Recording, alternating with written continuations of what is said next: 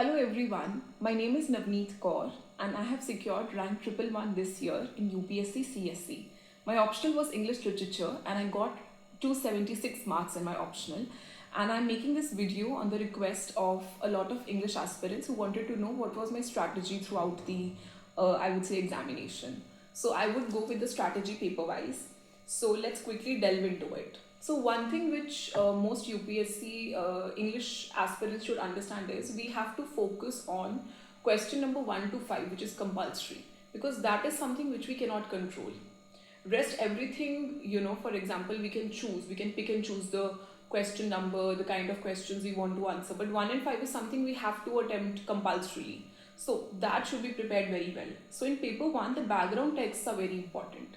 So please understand that much like any GS, things like Renaissance, Jacobean drama. So this year there was a question on the difference between Elizabethan and Jacobean drama, and the portrayal of supernatural maybe in both. So understanding the intricacy of the time, because Jacobean drama had a lot of, I would say, the supernatural was way more prolonged in the Jacobean drama, but in the Elizabethan drama, it was only a device. It never overshadowed the entire play, I would say. So, understanding the intricacy of what the question is asking you and preparing the background topics is very well.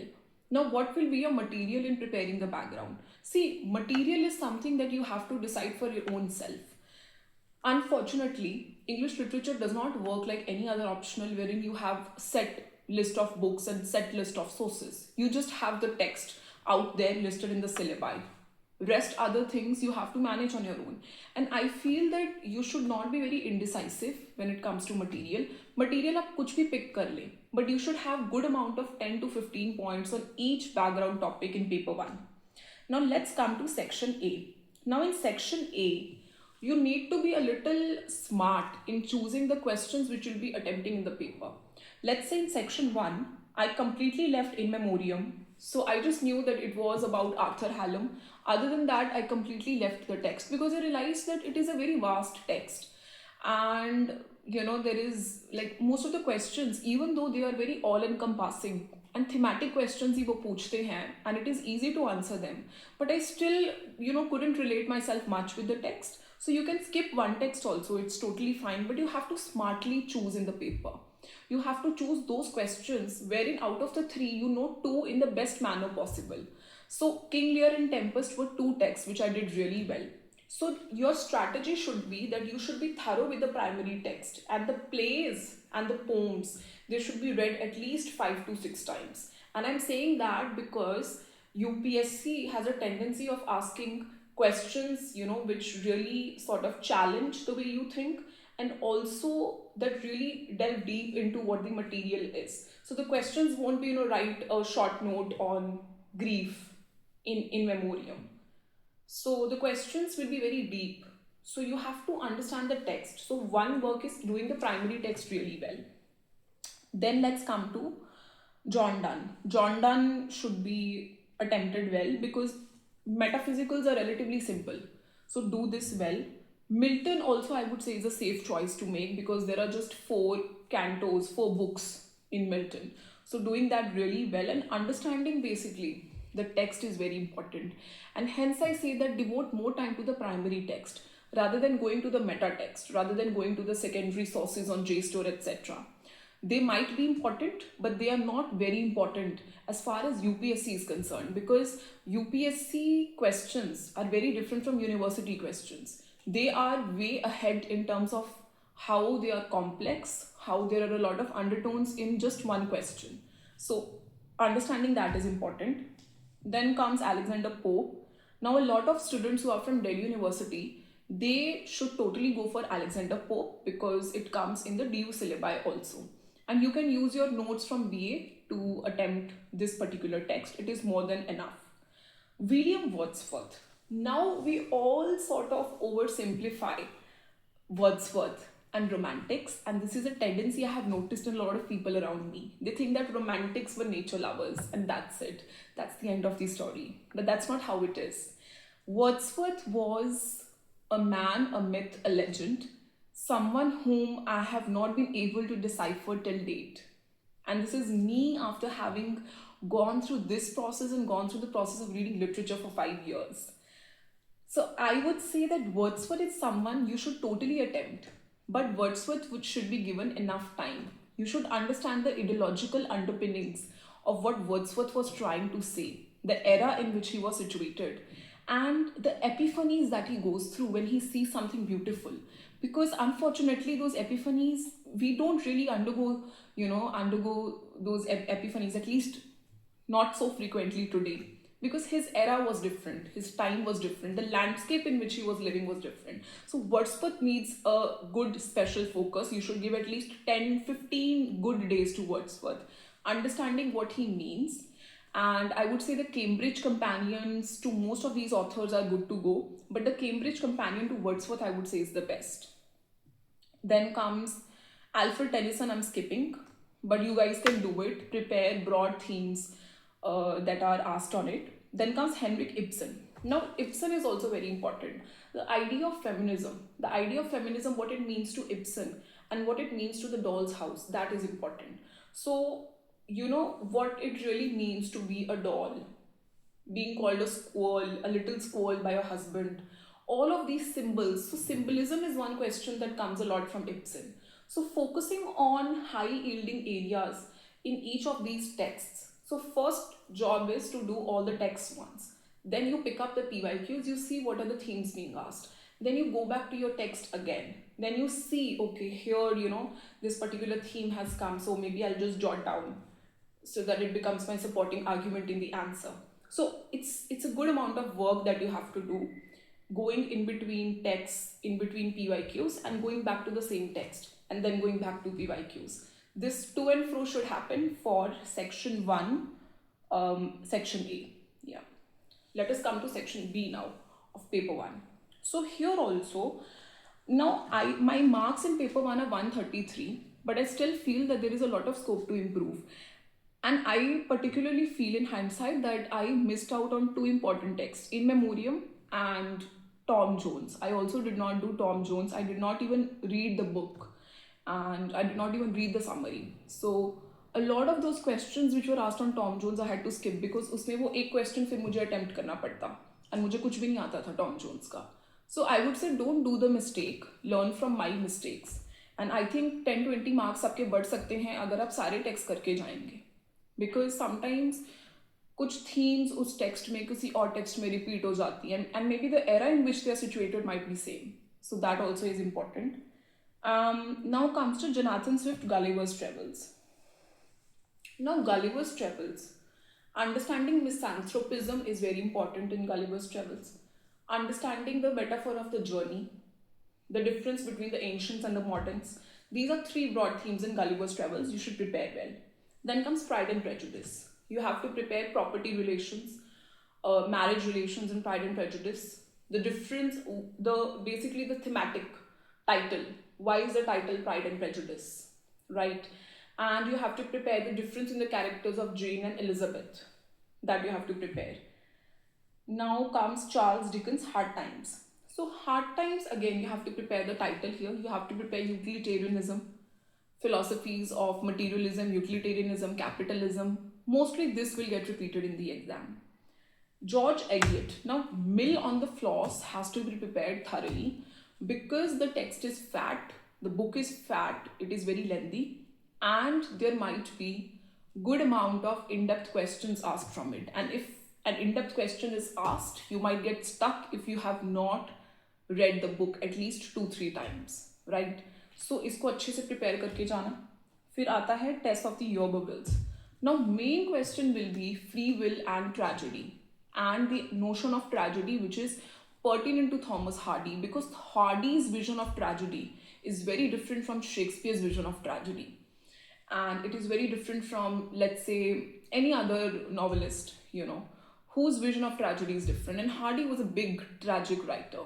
So tragedy, free will, fate, marriage, property, women, largely the themes, basically around paper 1, because we are talking about England of that century here.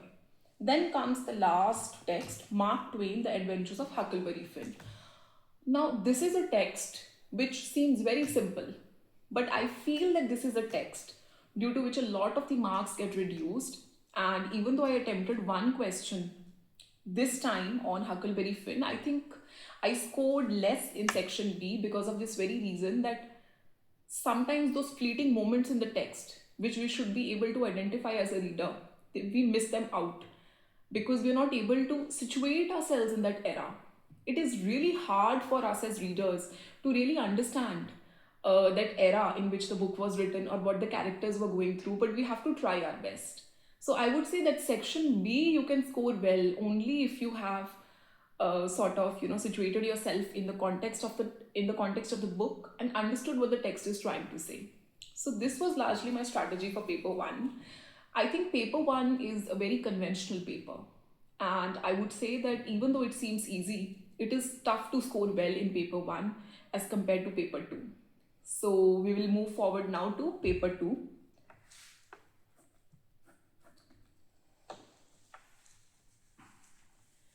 So my strategy for paper 2, I'll quickly open up the texts.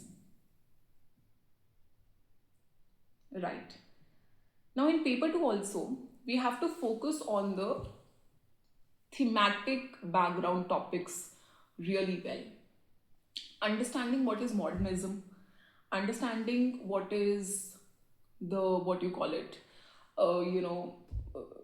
there was this term, yeah, imagism by Azra Pound, because imagism is also very crucial to T.S. Eliot's writing, because T.S. Eliot is a modernist poet.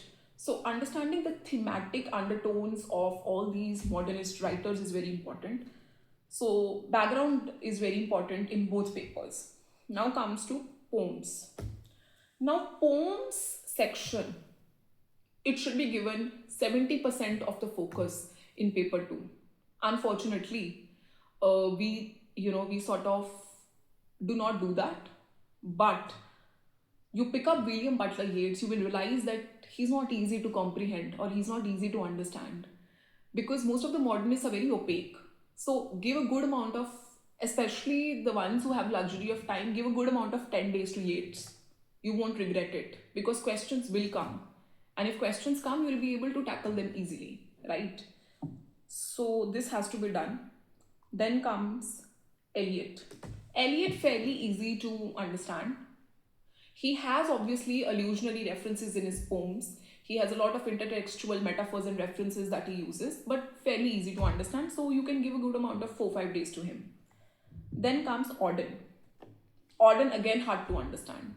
Certainly a post-war era writer for sure, but he's hard to understand because he also has a lot of grief in his poems. How do we make sense of the war, the loss, and the love?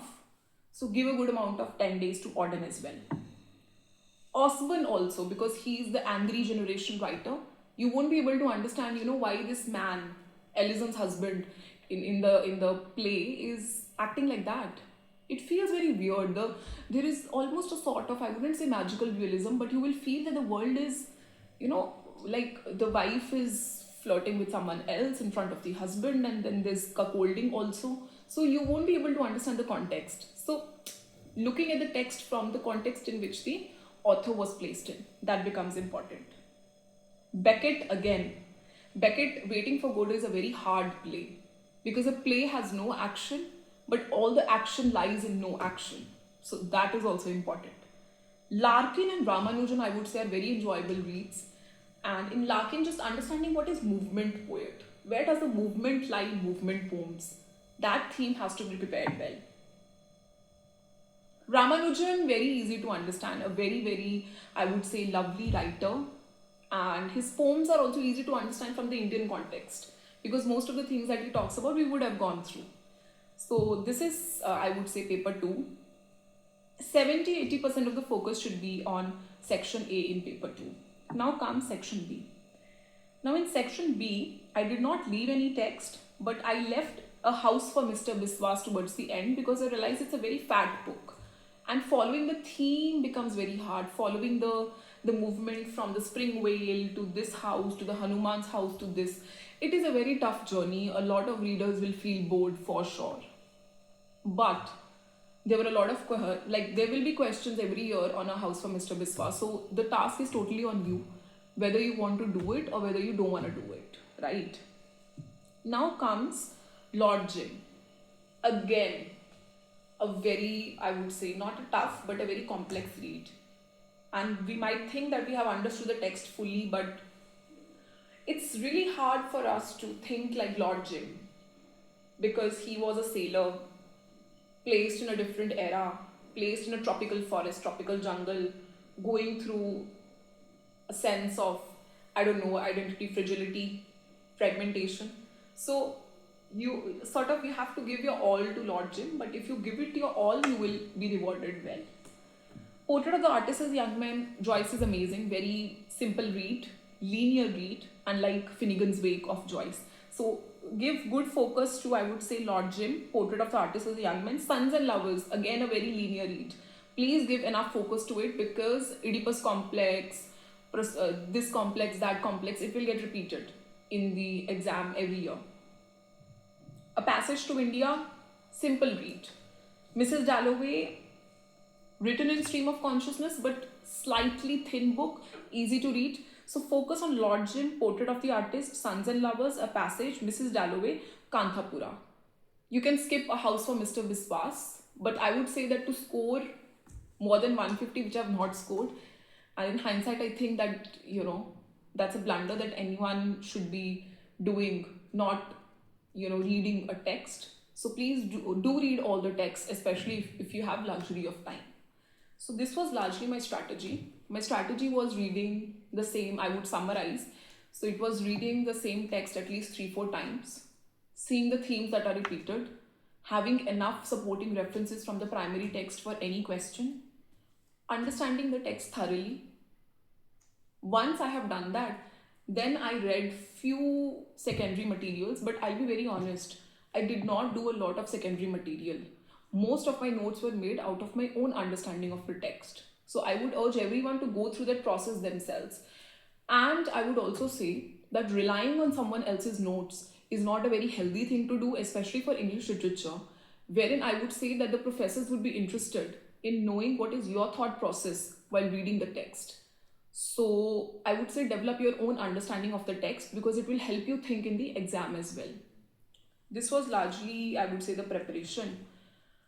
And I would be having a second video where I will be covering how to attempt the paper, what to focus on, how to write a good answer maybe, and basically the amount of practice you should be doing. So till then, keep studying, keep reading, and all the best.